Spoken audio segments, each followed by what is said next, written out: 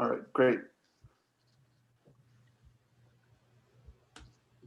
So we'll get started with some quick icebreakers because in these sections, we're going to use a lot of breakout rooms where I'll put you in small groups. And it's kind of nice if you know the other people in your small group. So it would be great if everyone who looks decent could turn their cameras on, because it's no fun to be in a breakout room with a bunch of people who have their cameras off and don't speak.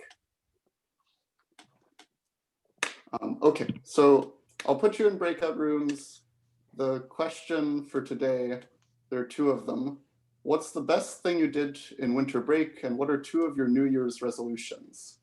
Okay, so breakout rooms, 22 people, so maybe 6 breakout rooms. Okay, so you'll have like 3 or 4 minutes.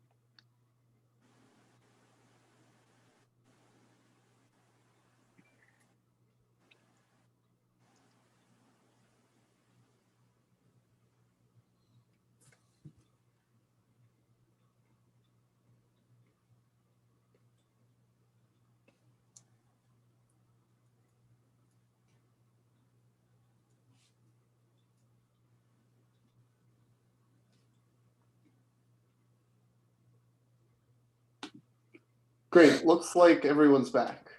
So last quarter, I got a lot of complaints that my handwriting was illegible. So this quarter, to try and fix that, I've written up notes for the sections. And so here are the notes for our section today.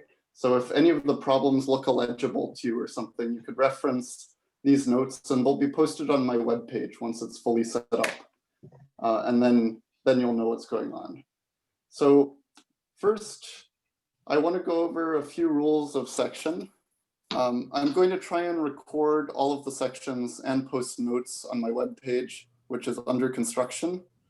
Also, if you show up but you leave your camera off and you don't say anything in the breakout rooms and you don't ask any questions, then I think it might be better if you just watch the recordings, because if you're there, I don't want people to get stuck in a breakout room with 3 other people who have their cameras off and don't say anything, because that would be kind of unpleasant.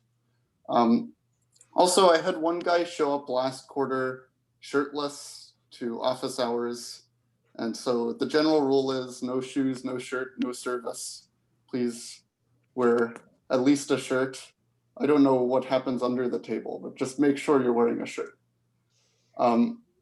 So also, if you'll miss section, you don't have to email me because I don't take attendance. So yeah, don't email me. Also, I got a lot of questions last quarter about grades, and I know absolutely nothing about how the course is graded or which textbook is the correct one. So for these types of questions, I think it's better if you look on the syllabus and either email the professor or post on Piazza, depending on whether your question is pertinent to everyone.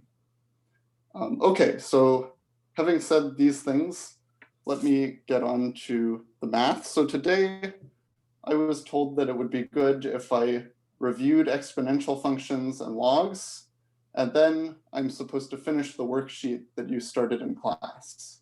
So hopefully that sounds okay to everyone.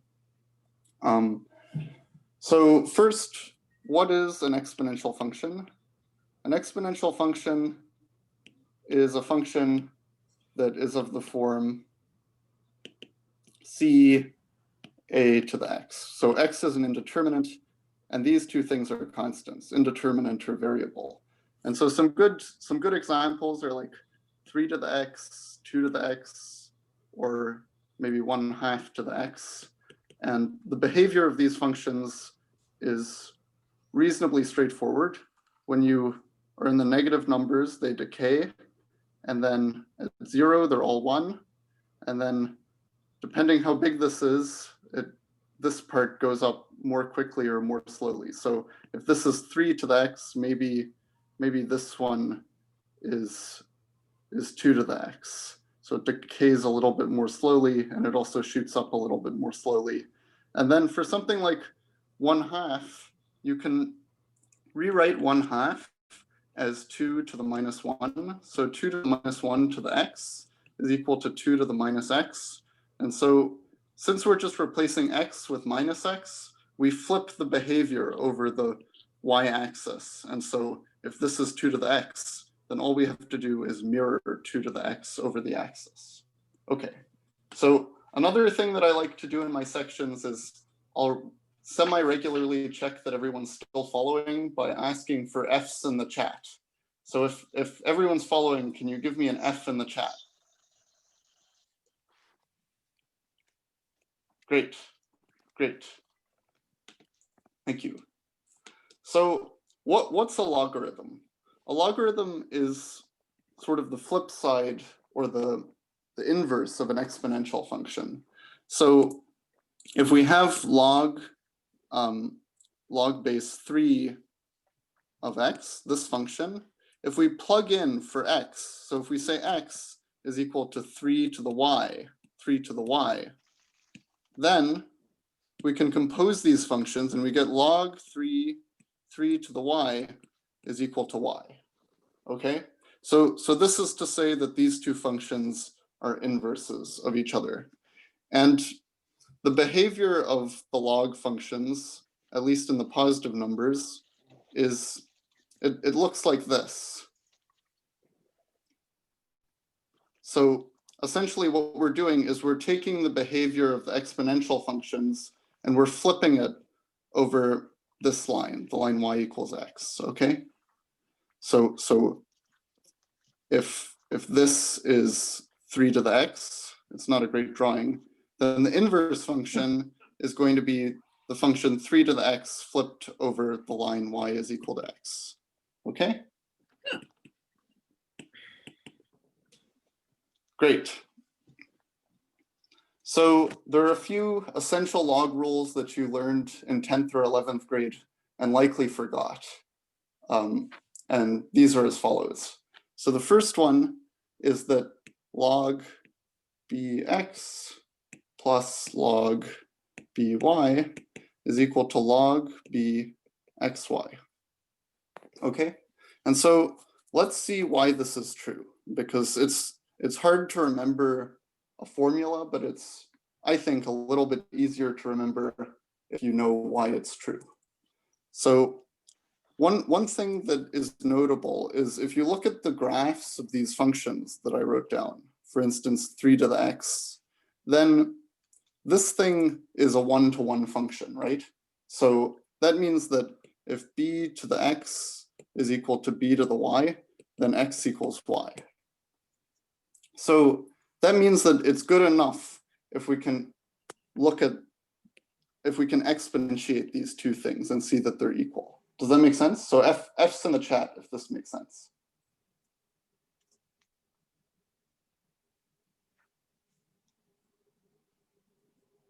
Thanks. And if you have a question, feel free to type it in the chat and then say something if I don't see it. So, okay, great. So we'll exponentiate these things and see if we get something that's equal.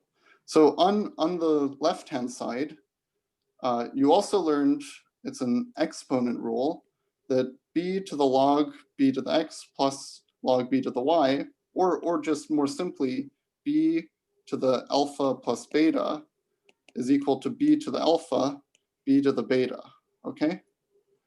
So using that, we can rewrite this as b log bx times b log by. And so b log bx is equal to x, and b log by is equal to y. And we're just multiplying these two things, so we get xy, okay? And of course, by definition, this is exactly the same as what you get on the right-hand side, because b to the log b xy is just equal to xy. So then we have that these two things are equal, okay? Hopefully everyone's happy with this. Great. So the second very important log rule is log b x to the y is equal to y log b to the x. So the trick is basically the same. We do b to the log b x y, and this is by definition x to the y.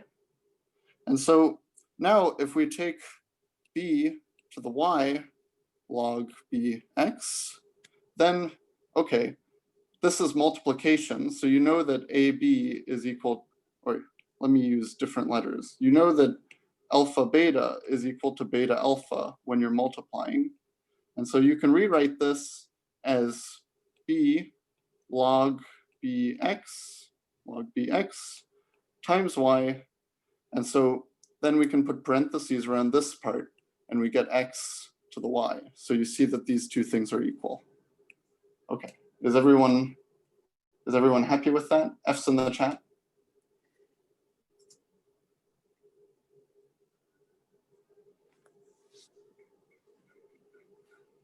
Great, thanks. Okay, so one more log rule and then I'll make you do a practice example. So the third log rule that everyone should know is log bx is equal to log cx over log cb. And this is true for any positive c. So this is called the change of base formula because this is called the base in the logarithm. And so you can change the base by converting some b into a fraction where c is any arbitrary positive number. And so let's see what happens when we exponentiate. We can rewrite b is equal to log is equal to c times log cb. And so that means that we can rewrite b to the log bx is equal to c log cb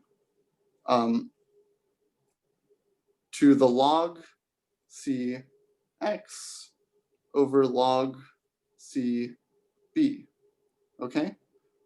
And the reasoning is this is just equal to x, and so you can basically cancel these two things out and see that this is also equal to x. But this is to say that c, and then this gives you that c to the log cx is equal to x, right? And so we converted this thing into a ratio like this of log cx over log CB. And so this tells us that log CX, sorry, this is bad board organization. So then we get log CX over log CB is just equal to log BX, okay? The reasoning being that we can exponentiate by this, B by this, and by this, and we get X either way, okay? So F's in the chat if you're happy with this. And any questions? Can I make it clearer?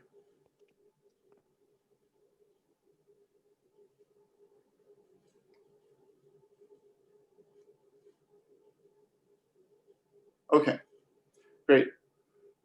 So now to make sure that you understood, I want you to try the following practice problem in your breakout rooms, okay?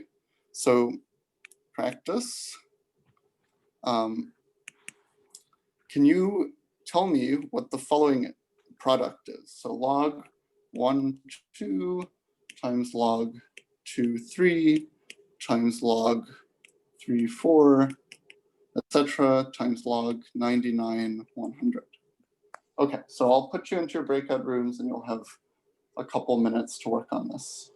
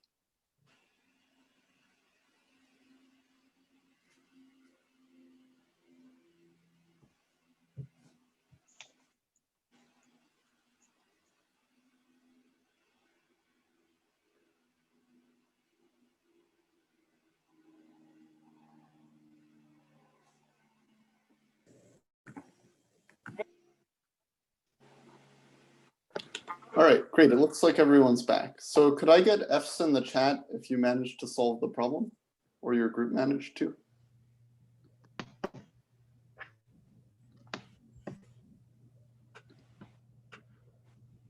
Oh, yeah, sad faces if you didn't solve it.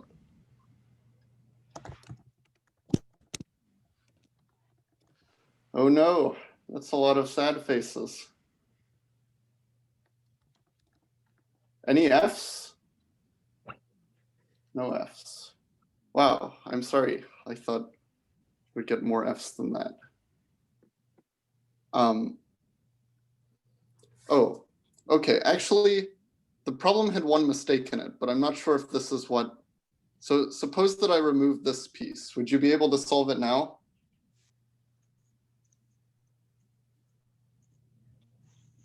Okay, yeah, that's what I thought. Sorry about the mistake, but I don't think it's the reason that there was a problem. This thing doesn't have a solution because log 1 to the 2, you can't get, no matter what you raise 1 to, you're not going to get 2. So it should have started at log 2 to the 3. Okay, so let's think about it using the change of base formula, okay? If we use the change of base formula, then we can rewrite log AB is equal to log B over log A, okay? So let's start here. We get log 2, 3, log 2, 3 is equal to log 3 over log 2. And here we're just using base 10, but remember it doesn't really matter which base we use. And then the second one is log 4 over log 3. And the third one is log 5 over log 4, and so on. And then we get log 99, log 99 over log 98. And then we get log 100 over log 99. Okay, so now you just have to cancel. So you can cancel the 3s, cancel the 4s, cancel the 5s. The 98, remember the previous term was a log 98 over log 97. So that's gone. And the log 99 is gone. And so then the only thing that's left is log 100 over log 2. Okay, and so then you can convert that into log 2 100. And that's the solution. Okay, F's in the chat if you're happy with this. Wait, I have a question real quick. Yeah. Could you just explain again why, like, with the question you gave us, why we couldn't have like log of 100 over log of 1? Yeah, because, so I guess it wouldn't be defined, right? Because log 1 100, like log is implicitly asking the question, what can you raise 1 to in order to get 100? Okay. And so no matter what you raise 1 to, you're never going to get 100. And so that tells you that log 1 100 is not defined. I guess you could try and rewrite it as something like log 100 over log 1. Well, log 1 is 0, so you still get something undefined. Okay, that makes sense. Thank you. Yeah, so I just overlooked that when I wrote the problem. Okay, great. So the last thing that we're going to do today is we're going to go over the section or the worksheet that was given in lecture. And if you don't have easy access to it, here's the link.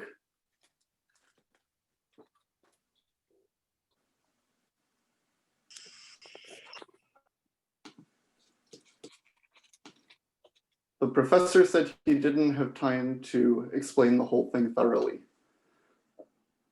So before we dive in, maybe, let's see, I have 17 minutes left.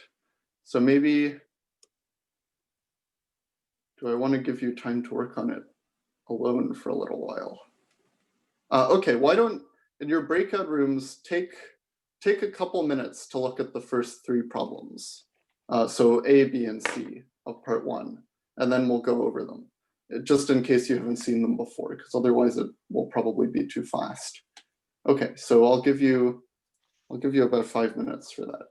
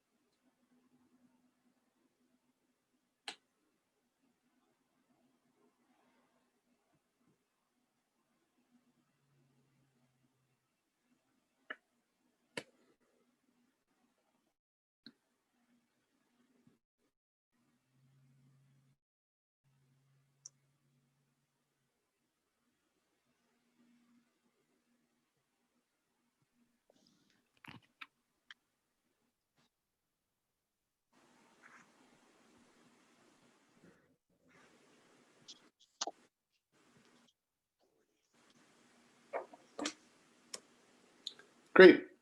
Is everyone back? No, not quite.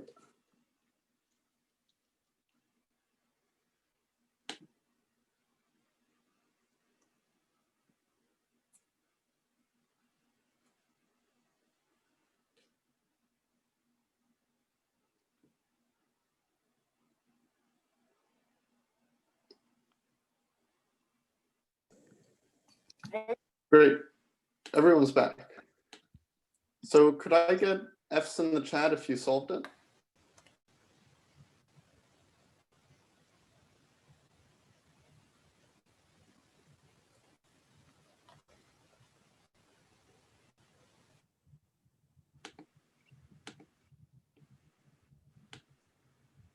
Okay. Cool. let's go over it. So for the first problem, we're compounding annually. And so what this means is that basically at the end of the year, you get all the interest from the year, okay? And compounding means that, so say you put some money in the bank, and then the bank pays you some interest, and then the next year, the bank has to pay you interest on both what you put in originally and the extra interest that it's already paid. Okay, so that's what it means to compound. And so every year, that means that your principal increases 1.06 to the t times times whatever you originally put in. So in this case, it's 1,000, okay? So this is your rate after t years, because each year it increases 6%. And for instance, in the second year, you get 6% of 1.06 times 1,000. So that means you get 1.06. You get 6% of this, which is your principal, which is encapsulated by the 1, plus the interest paid.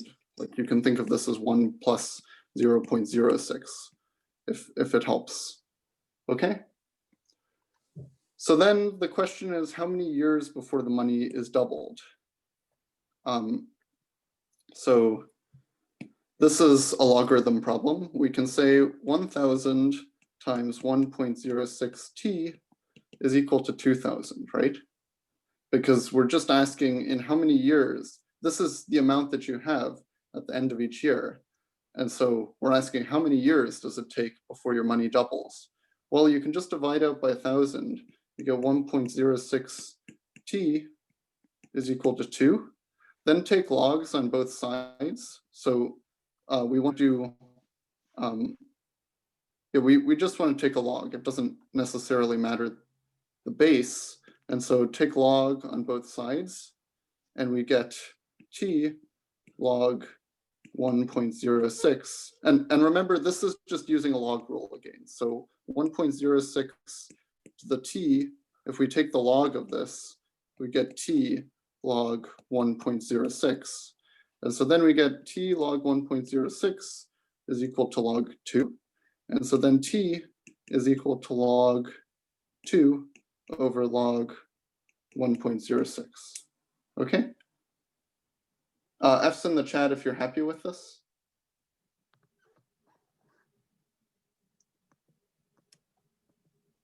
Thanks.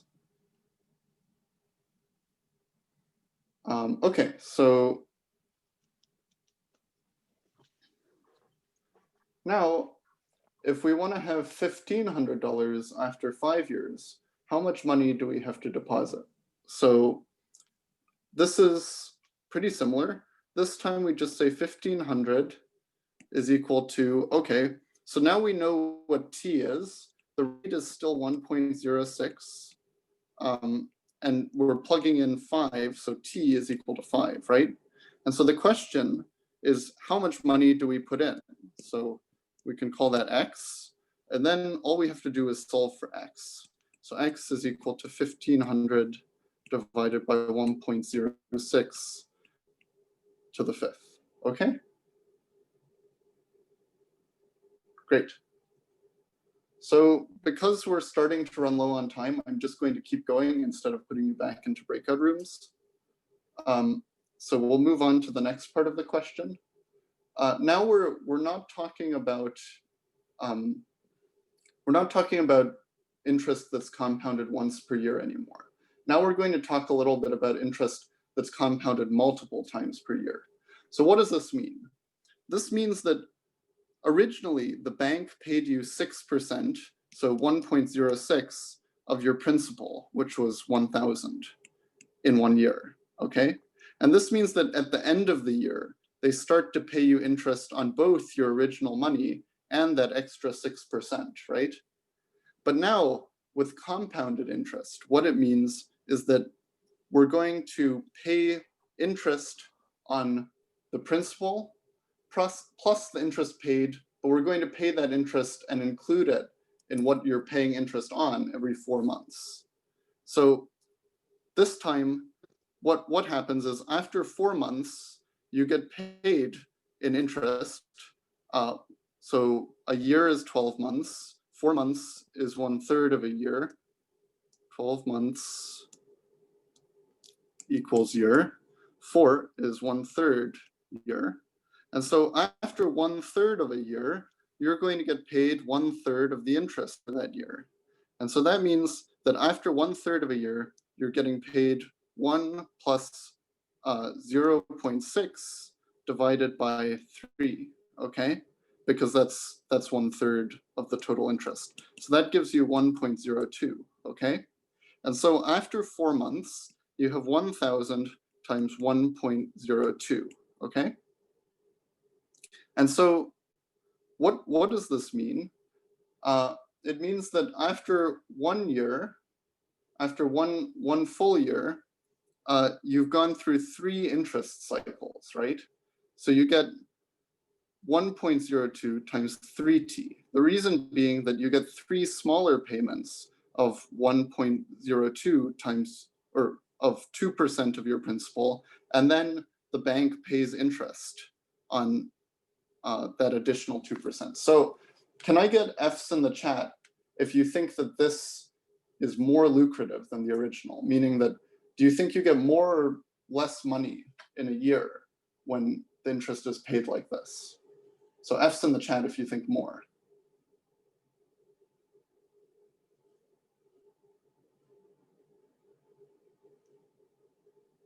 Okay, how about G's in the chat if you think less?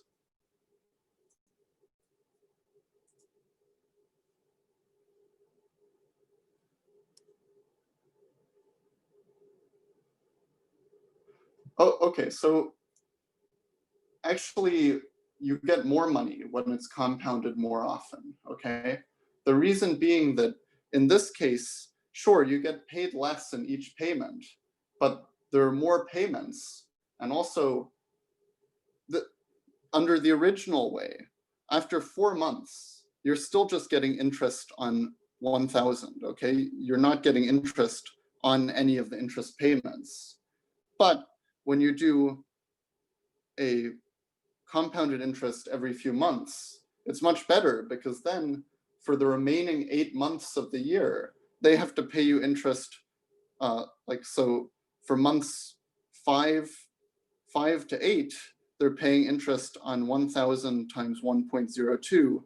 And then for months 9 through 12, they're paying interest on 1,000 times 1.02 squared. And so this is actually much better for you. It's worse for the bank, but better for you. Okay? Great. So let's keep going. We only have 3 minutes, so I'm not sure that we'll finish this either. So there's one more type of interest that you should know about, and this is continuously compounded interest. And basically what this means, this is the best type of interest for you, because what happens is, remember our formula for compounded interest, like n times a year. Say that you're compounding n times a year. That means that you're getting paid, if your rate is r, 1 over n, r over n, because you're getting it n times per year, and r is the total rate. So it could, in this case, it could be 0.06. And then you're compounding it n times a year, so you multiply, or you exponentiate by nt, okay? And so a fact that you'll learn later is that if you take the limit as n goes to infinity, meaning that every second you're getting compounded interest, like this second you got paid a little bit of interest, and that means in the next second the bank has to pay interest on what you just got paid plus your principal. Then this limit is equal to e to the rt, okay? And so that means that if you're getting continuously compounded interest, which is, by the way, the best type of interest that you can get, then you get e to the rt times your principal, which is 1,000, and in this case, r is 0.06. Okay, so F's in the chat if you are happy with this. Nice. Okay. So we only have 1 minute left. So, okay, I think I'll leave the next problem for next time because it's not super different from the past problems. But I guess thanks for coming to my section. Sorry about the mix-up in the beginning. And typically I'll stick around for a few minutes after section if I have time. Today I do have time, so you can feel free to stay after a couple minutes and ask questions if you feel like it. But see you next Tuesday.